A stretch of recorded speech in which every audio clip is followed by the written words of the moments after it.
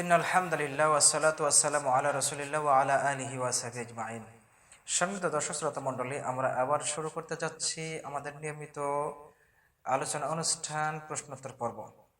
এ পর্যায়ে যে প্রশ্নটি এসেছে, একজন ভাই প্রশ্ন করেছেন যে অনেকেই বলে থাকেন তার উপর শনির প্রভাব পড়েছে বা শনির দশা লেগেছে, এই ধরনের কথা বলা কি ইসলাম সম্মত?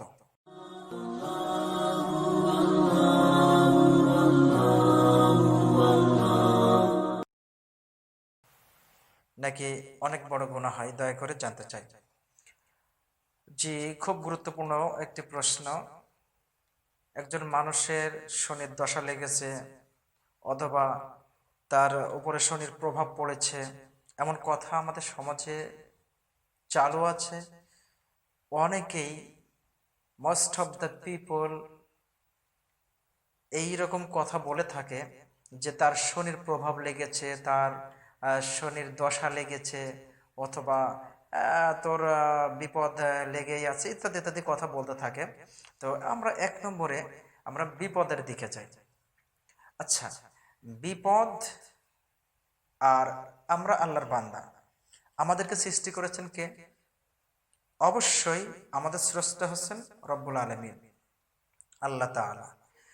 এখন যদি প্রশ্ন করি তাহলে বিপদ বালা মুসিবত আসে, এটা কোনো মানুষের পক্ষ থেকে নাকি আল্লাহ সুবহানাহু ওয়া তাআলার পক্ষ থেকে? অবশ্যই উত্তর আমরা দিব আল্লাহর পক্ষ থেকে আসে।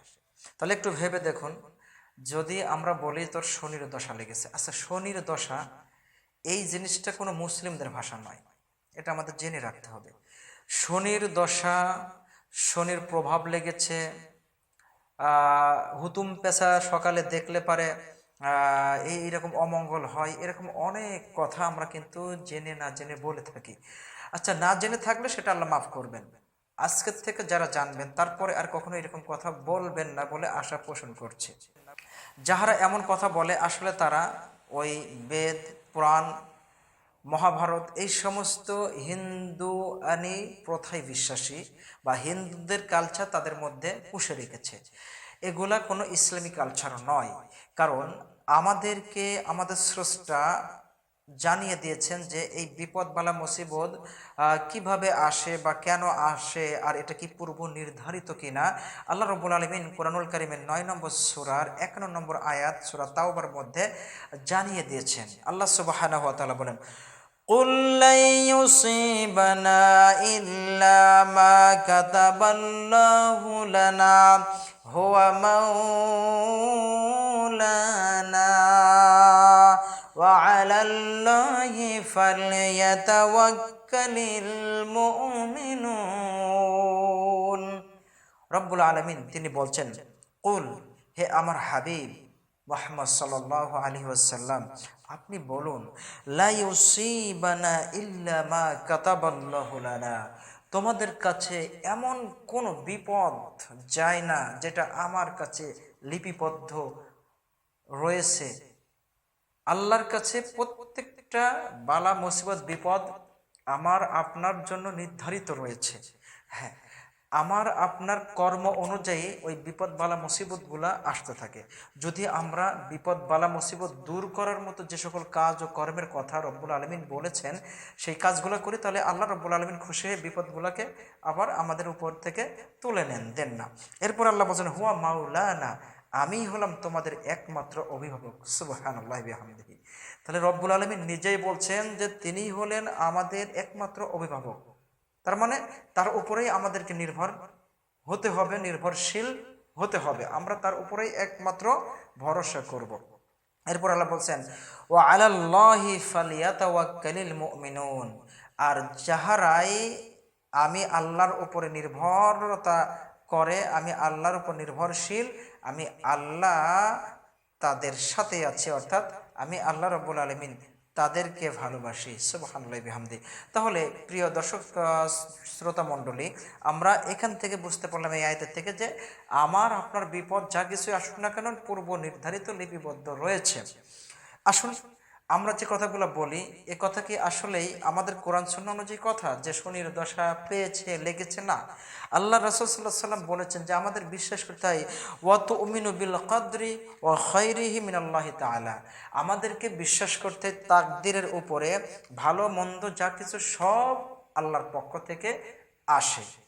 এই হাদিসে আমরা জানতে পারলাম যে আমরা আমাদের তাকদীর, আমাদের ভাগ্যের উপরে আমরা বিশ্বাস করি, আর আমাদের ভাগ্যে যা লিপিবদ্ধ রব্বুল আলামিন লিখে রেখেছেন সেগুলো আমাদের উপর আসবেই।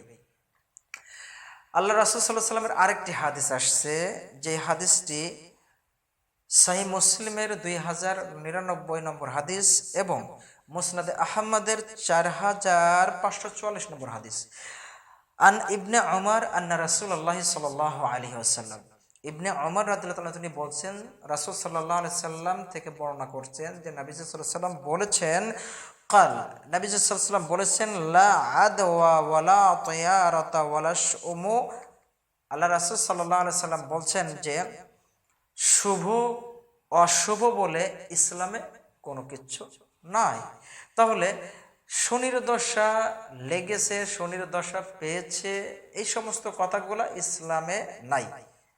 শুভ অশুভ, আমার কল্যাণ অকল্যাণের একমাত্র মালিক হচ্ছেন আল্লাহ রাব্বুল আলামিন। তিনি জানেন আমার কোনটাই শুভ কাজ আর কোনটা আমার খারাপ কাজ। আমাদের কাছে কোরআন সুন্নাহ দিয়ে দিয়েছেন, আমরা সেই অনুযায়ী যদি চলি, এরপরেও যদি আমাদের উপরে কোনো বিপদ বালা মুসিবত আসে তাহলে বুঝতে হবে আল্লাহ রাব্বুল আলামিন আমার পরীক্ষা করছেন। আর এই হাদিসের শেষ অংশে আল্লাহ রাসূল সাল্লাল্লাহু আলাইহি ওয়াসাল্লাম বলেছেন তিনটি জিনিসে অমঙ্গল রয়েছে।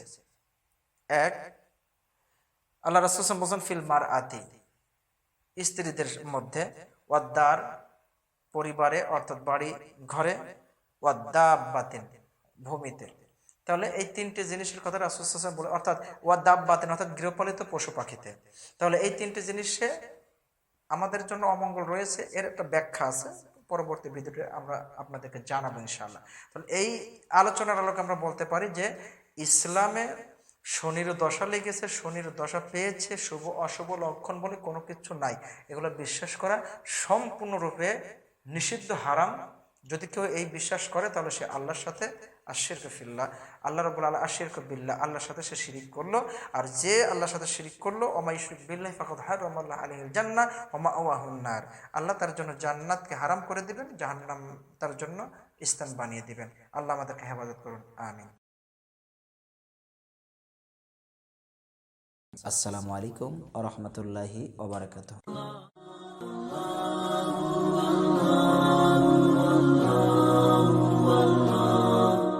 Allah